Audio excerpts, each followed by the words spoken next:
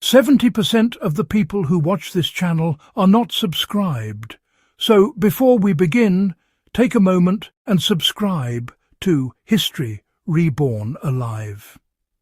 It keeps this work alive and ensures you don't miss the deeper, more serious examinations of history most people never get around to studying.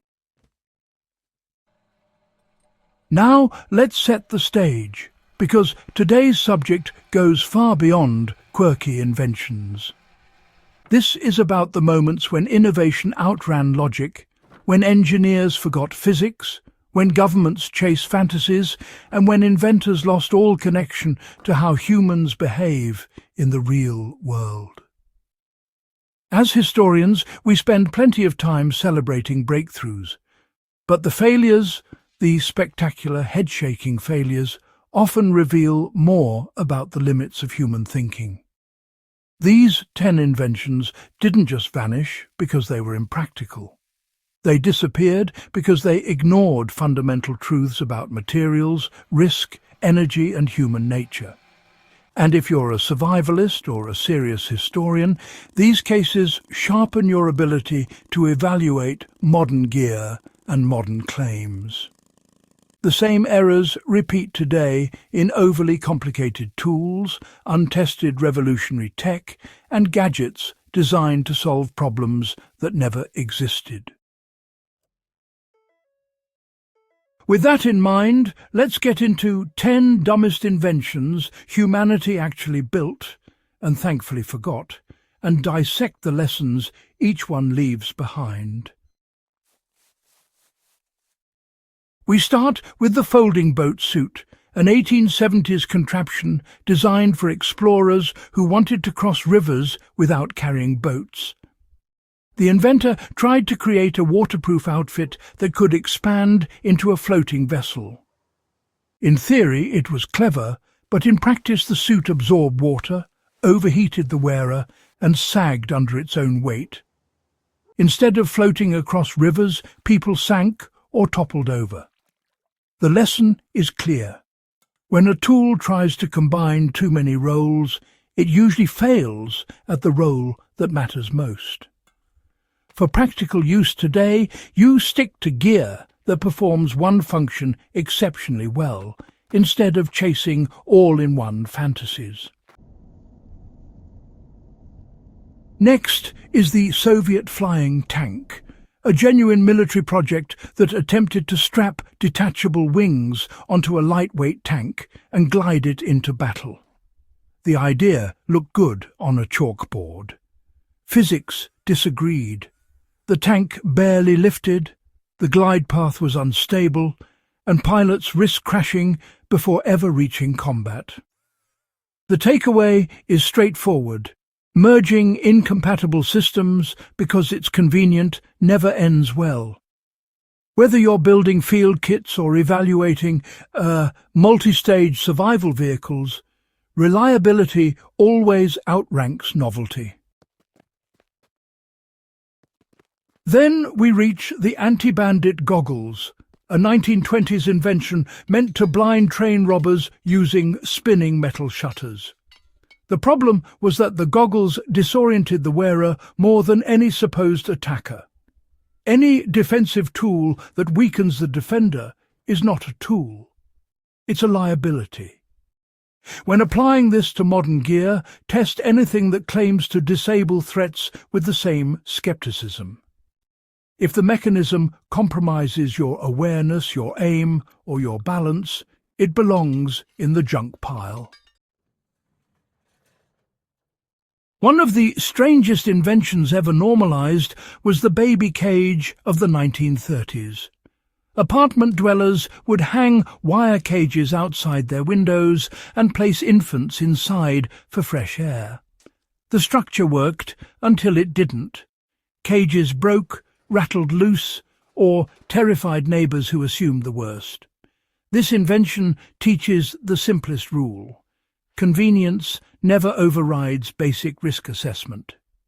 When evaluating equipment today, especially anything involving security or safety, this principle is honestly non-negotiable. The cigarette umbrella follows the same line of flawed human thinking. It was, well, a small canopy meant to keep a smoker's cigarette dry in the rain. Mechanically it functioned, but socially it failed. People just refused to be seen walking around with a miniature umbrella attached to their cigarette. A tool that humiliates the user doesn't last. Even in survival scenarios, you choose equipment people will actually carry and use, not something that works only in theory. The pedal-driven hairdryer belongs to a class of devices that grossly overestimate human stamina. Barbers had to pedal continuously to generate warm air for drying hair. After 1 or 2 customers, they were exhausted. Towels did the job with less effort, less noise, and, frankly, less embarrassment. Energy practicality matters. When you're building portable setups today, always compare energy cost to outcome. If something requires more effort than the task itself, it's already obsolete. The motorized roller skates from the 1960s were gasoline-powered death traps. They reached unsafe speeds, offered no braking system, and placed hot engines just inches from the user's legs. Fires, falls, and shredded clothing followed. This invention demonstrates that adding engines to unstable platforms makes them more dangerous, not more advanced. Modern parallels show up in cheap motorized scooters and hoverboards. Same logic, same hazards. The atomic-powered toothbrush is perhaps the clearest example of trend-driven stupidity. During the atomic age, inventors slapped nuclear onto everything. This toothbrush supposedly used microradiation to clean teeth without brushing. It never reached consumers for obvious safety reasons. But, you know, the lesson applies today.